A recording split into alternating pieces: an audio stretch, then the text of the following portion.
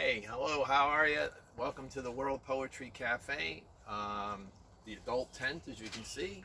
My name is Mike Jurkovic from the great state of New York in the United States. And let's just get right to it.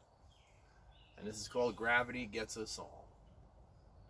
Turning back the mileage is no easy task. Once the lines and crow's feet and peed upon the mask, the doctors cut and the doctors stitch and they make museum pieces, but no matter how much you iron, babe, they're bound to see the creases. Gravity gets us all, baby. Gravity gets us all. Tummy in, shoulders back, baggy shirts to hide the slack, couch zucchini, garden moans, a tad of rheumatism in my bones, facelifts and breast transplants, all to help a bad romance. Bags of sagging cellulite, skin now hangs that once was tight. Gravity gets us all, baby. Gravity gets us all. So we pay for Botox days, 2 shots of minoxidil. Yes, we must live on and on. Just let the clock stand still. The doctors cut and the doctors stitch and they make museum pieces, but no matter how much you iron, babe, they're bound to see the creases. Gravity gets us all, baby. Gravity gets us all. I'm going to be reading from some new stuff written during the pandemic and from my new upcoming book, American Mental, and then some spare things in between. So, thanks for your patience, thanks for bearing with me. And this is called Left of the Green Lampshade. It was funny grooming myself in isolation. Do I shave? Do I shower? Do I tuck in my shirt? Do I tilt the screen just left of the green lampshade for best effect? Do I mirror myself or go commando and let those of you on the other end of this internet thing see for yourself if I hid the weed or drank all the wine? Okay, hey, welcome. Here's the house. Did these days sneak up on you too? Because we all ignored the rear view warning that objects are closer than they seem? Are all the little anxieties from outside adapting like anything wishing a lifespan would, making you anxious inside? Are you making your days fruitful, planting seeds, cleaning house, throwing out the old, whatever it was that bound us then, when now is all that matters? Books are no good in a box, he wrote, and of course they're not. Not mine, not his, not the one everyone quotes and swears by, not the ones we steal from shelves and never return, not the ones unread and then donated to other rooms that parallel and diverge, sell millions and mislead, the sequels that course correct. Books are no good in a box, and if I've learned anything, it's that it's never been a fair exchange. Never. Just existence. A long awakening to struggle. The wise guy and the prophets say it all balances out, but it doesn't. Everyone dies, to be sure, but how? Hart's Island? Egyptian sands? Alone in a bed without comfort, alone in a bed without love. Books are no good in a box, he wrote on a page as square as this, whose words fall off the side into other books, other dreams that break our containment, into other stories we tell ourselves to avoid other testimonies. Books are no good in a box, and so we seek pasture until the ending suspected isn't. and multiple words amount to more than circus and haste, canard and impromptu kindness, the growing moment, the burgeoning nigh. Swimming with Picasso was all fun and games until we both conceded we couldn't swim and everything reassembled. Arms, legs, nipples akimbo, elbows, eyebrows, monkfish cheeks, treble sevens, a dancing deer. Maya, Marie, Olga, Dora, all of them reclining. Jutting nose, rolling eye, ballerina mistress, the punishment of art. Shipwrecked cur that he was, he set the beach afire. Sirens scream, toddler dash. In his rampaging light, I unmoored his shoddy boat into the cursing tide, leaving him his brushes and the wreckage of the sea. Like a child's first line, I live my life. A zig, a zag, a loop-de-loop, a squiggle charts my days. I am the pear-shaped sun, the outline traced, the town beneath the improbable arc of rainbow that overlaps the wind. The fine-edged line and fuzzy point, it's all me, some strange how. All me in the lavender field, riding the purple cow. The leaves blue-gold, the grass dark green, a stick-figure man in flight. A child's first line drafts my days and draws my bed each night. This is a piece about the east side of Manhattan. In the gray light of the east side, a fine assortment of freaks gather the garden party. The wine ain't cheap, and I can't tell if I've blown the sure double play or if the ump should be tenting tables, stocking shelves, and not upending the headspace of strangers duly noted. In the gray light of the east side, I'm walking through the mulberry and redbud. The vegetable gardens are in flower. My mind tuned, but not to F minor like a fevered cat on Houston.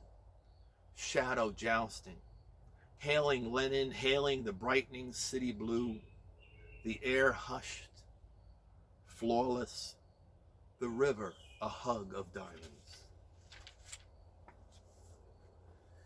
We talk a lot, whether we want to or not these days, about species extinction, this, that, and this one disappearing and that disappearing.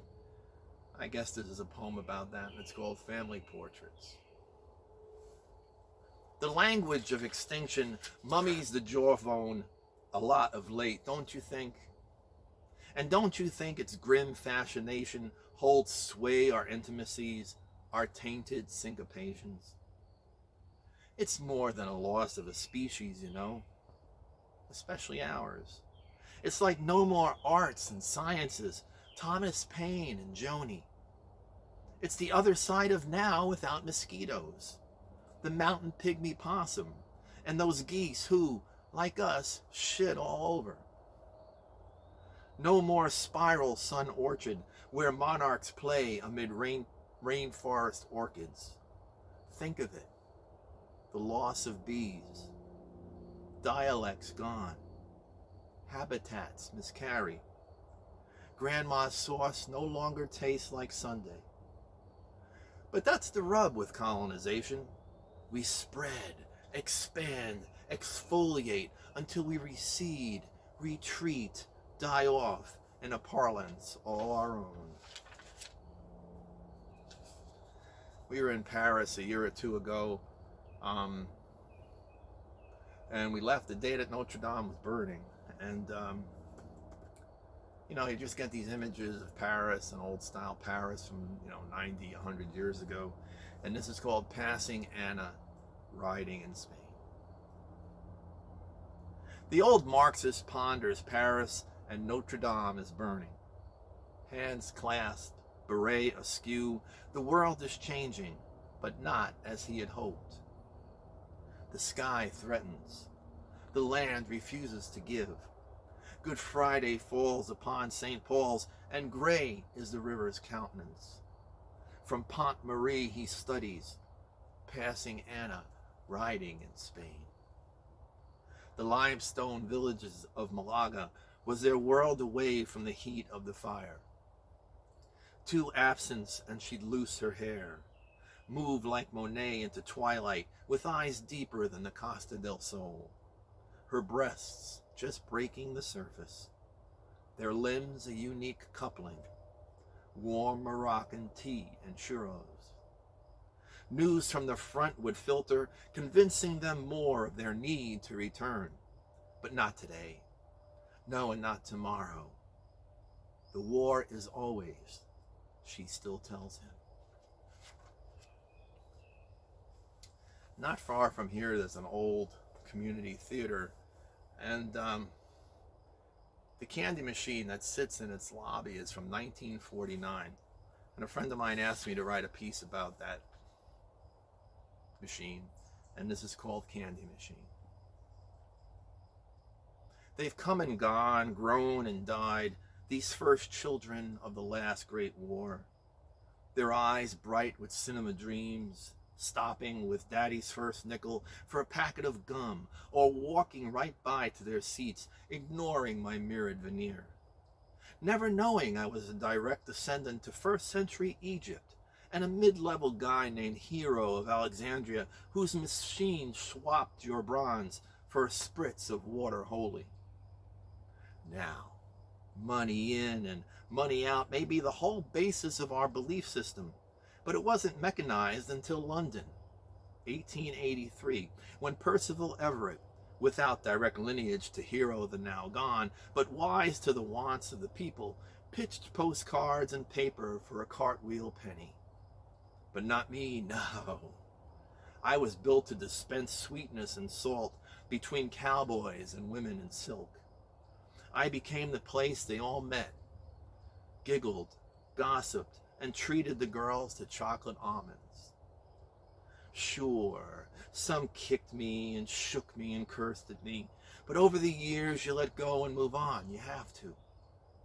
Or else the whole world becomes a dark, dark place that even the magic screen cannot illuminate. I know there's a lot of writers and poets and memoirists watching these performances, and I'm glad to be a part of it, and this is for you guys, and it's called Couldn't I? Did I have to pick such a crowded field to play in? Couldn't I have been a luthier or smithy, a craft of hands and not language? Couldn't I just build things, standing solid, instead of this scenario landscape of ideas, reeking the array of orchids asunder? Wallowing in affect, couldn't I have plumbed one board against another, one brick against another, build a chair, a bed, what the village needs, instead of my petitions nailed to the wall?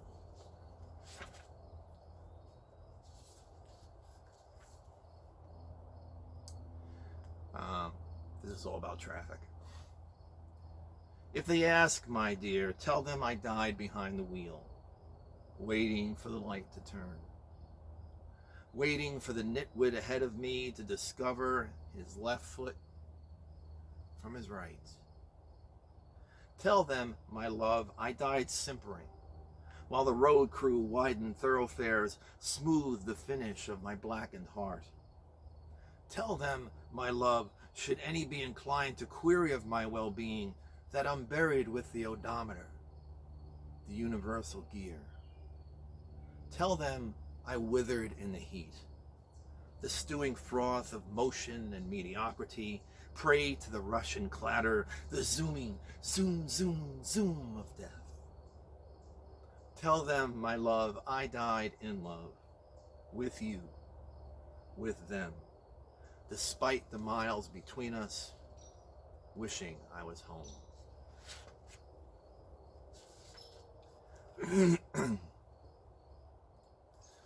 So you see, you've got your good days and your bad days and your half shitty days, which I believe most of us will testify to having more often than not. Half shitty days really have no point of start or departure. Maybe you wake up feeling grand but soon burn the toast or step in cat pee. Maybe a car hits a skunk just in front of your house. Perhaps you drop the soap in a shower and whack your head on the towel bar. Maybe the ride to work smooths things out, but the job sucks. Then what? 8 hours of suck? Sounds like a good porno, but really, who's gonna last that long? Okay, I understand. So lunch breaks the monotony and jazz blows blue on public access. But soon you drop a hammer on your foot, or the fly in the ointment drowns in your coffee, and it's a shitty day again. And just like that, you're caught in the traffic home. No one uses their signals, so you almost rear-end the guy in front of you. That anxiety wears off when, from out of nowhere, comes a kid in his daddy's Acura cutting you off, flipping the finger as he heads off to produce another illegitimate that you know will someday pick your pocket somewhere else in time. But up ahead is home, and all is well. You hope. Who knows? Maybe your better half's had a whole bad day, and when compared to your half shitty one, well, who knows? Maybe they've had a good day, and that sunshine will make your half shitty day really a quarter of a shitty day.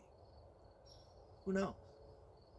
Who knows when half shitty days become one or the other, good or bad?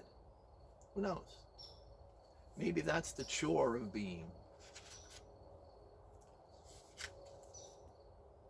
Roll up your tents, dust off your boots, freaks never scrutinize. Stick out your tongue, extinguish the pool, the sacristy's on fire.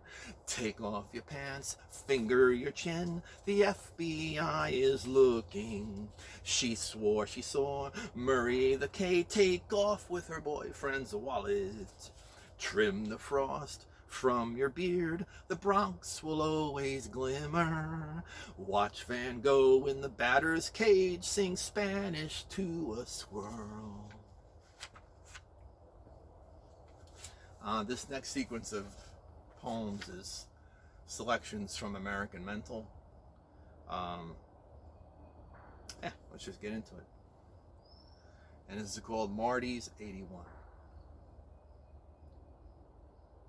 Marty's 81, has a parched, post-pneumonia cough and the shits from diverticulitis. A blood clot in his leg he can't afford the Abixapan for, cause you can't survive in this country on a pension and Social Security.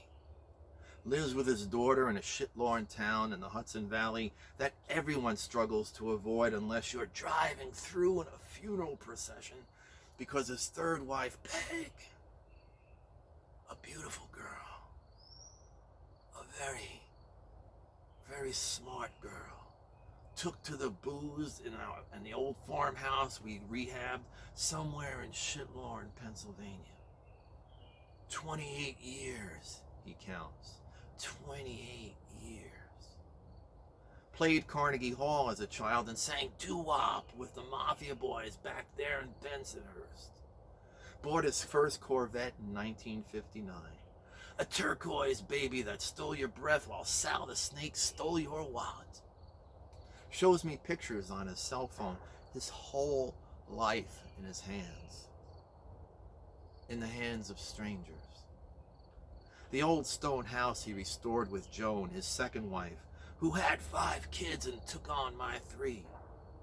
Plays piano for St. Margaret's down the road in shitlorn at the intersection where the light don't work.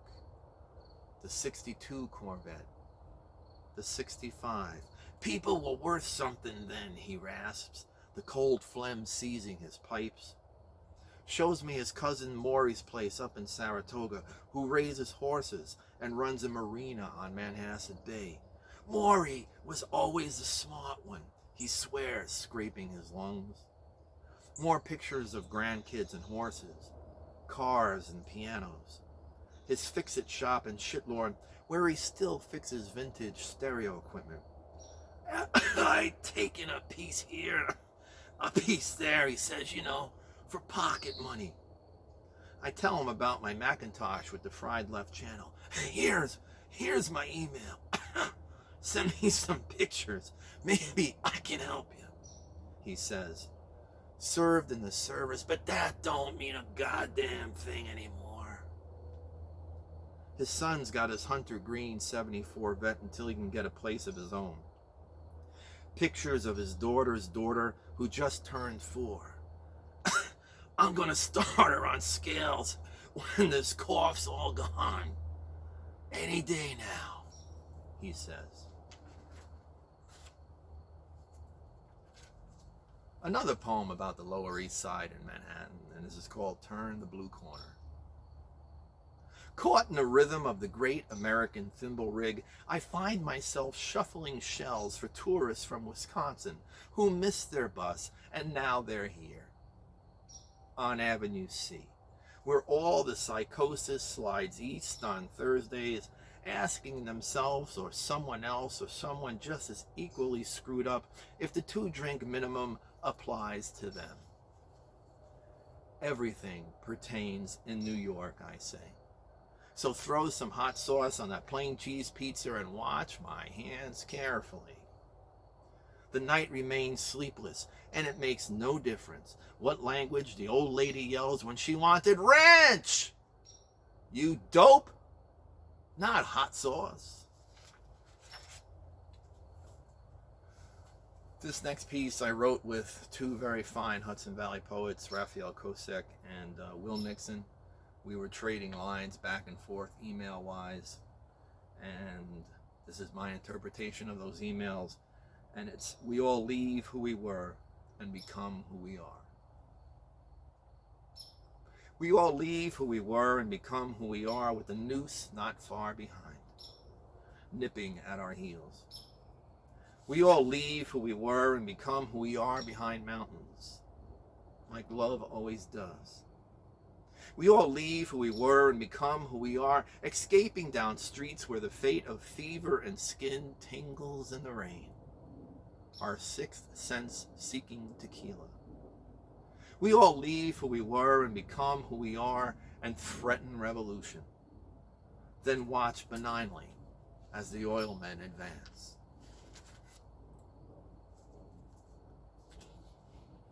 We spend most of our lives departing, disrupting the whole human flow, stuck in our tracks, our whereabouts, our lovers, our lives. We spend most of our lives in the way, and our lack of clairvoyance defines us. We spend most of our lives walking idly, waiting for a wise man or a pretty girl to sweep us away, out of the line of fire, away from all the traffic, away from the broken politics, cluttering the hall.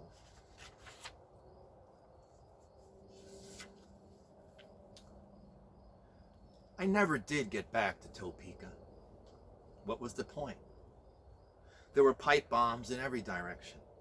Just like here, up and down, forward, back, horizon to horizon, moon to moon, and Grandma's down 8 fingers and falling into her Chilean chips as Pop swears a quick drawer and little Lena gets off the bus and walks into the dim-wit, gim-lit gin house that only the brave defy.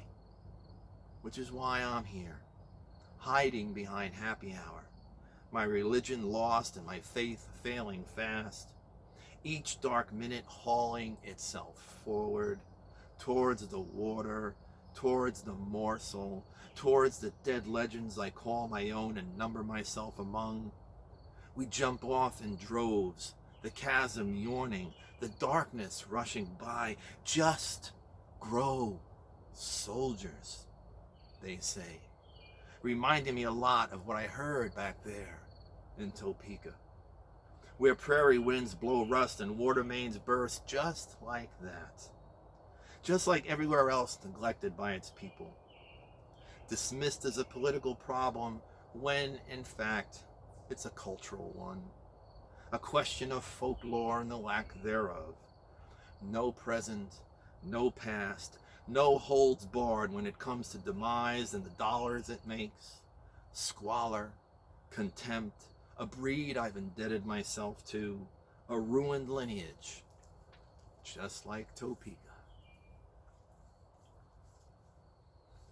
Being that this is a global thing, I'm sure that some of you out there are familiar with all the crazy seagulls in the great city of Liverpool, and this is called the Manic Gulls of Liverpool.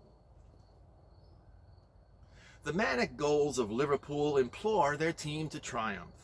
Alert the cops to wrong side parking. They tweet, they twonk, they doodly-doo. Carry the news and the hymns of St. Luke's. They herald the garbage men, welcome, wheel, and bid adieu. Drown out the Reconstruction, proclaim the Reconstruction. Laugh like children, cry from the fist, sing choir, go solo, echo the homeless, live in the limelight. Dive bomb nuns, steal your lunch, punch your budgie, browbeat pigeons and small dogs, mimic our rudeness, our crude dialect, joke of extinction. Then watch us thinking with laughing eyes.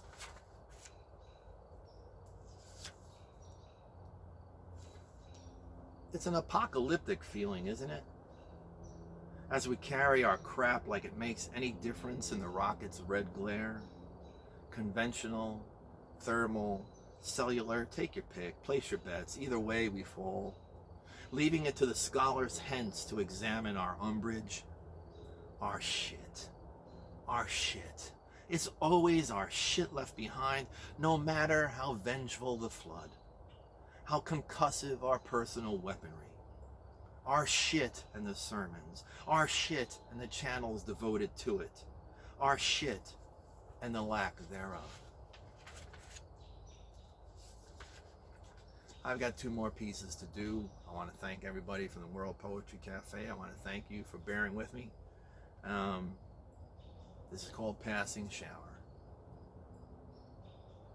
I come from a long line of weathermen who swore no storm was a passing shower. As the last son before 9 daughters, all of whom shattered the glass ceiling by founding girlweather.com, I kept the website current. Crazy weather was normal now and getting worse. Mary swore the extinction winter was tomorrow. Beth saw rain. Sad, sad girl that she was. Tina liked the lonely cool of autumn. Molly, her twin, loved upheaval. Kate married, taught convolutions, had 4 kids, and didn't give a damn which way the wind blew. Amber and Anita, the second twins, loved the New York heat. Salacious climbs were Annie's bag. I swear by sweat, she'd say. Each one was crazier than a shithouse rat. All except Mo, who kept it real. A storm's a-comin', she'd fondly say. And this is a piece about the 1964 World Series that took place in Forest Hills, New York, about 90 minutes from here. And this is called The Irreversible Future. We oohed and awed at the 64 World's Fair and the droids that would take away our work and give us more time with the kids. More time to smoke, to read and watch, to drink and make love, and make love, and make love some more. Raw metallic arms did the work of 50 men without unions and overtime. Hulking, huge brains sprayed pretty light and reasoned all our equations. The atom had no blowback. The wonderful world of chemistry was just one pill ahead. We marveled at modems and picture phones. Big oil gave us dinosaurs. The happy plastic family heartened us all. Different trips, same monkey. Disney ruled the air. Weather stations under the Arctic ice would correct the world's climate. The studies of the future had no ghettos that we could see. They were less sad and frantic than those to come. No one homeless, no one alone. Jetpacks, ooh, space stations, the deserts became farms where dark robots picked the fruit. The Mick was there, I saw him, amid the supercars, the Kennedys without Jack, for the darkness did just dawn. We oohed and awed, zipping along on the monorail, carrying our radiated dimes and nickels. Or were they pennies? I forgot all about the poor. We explored the mysteries of a woman's mind. Wisconsin cheese! 3D led to 4G, led to 5. They say we don't need 6. We oohed and awed and became. Thank you. Did you enjoy that storyteller? Of course you did. And if you enjoyed it, like the minstrels of old, we're passing round the hat. And if you have some, whether it's paper or coin, our storytellers would appreciate what you put in. Every penny you put in goes directly to that storyteller through paper. All you have to do is go to worldstorytellingcafe.com,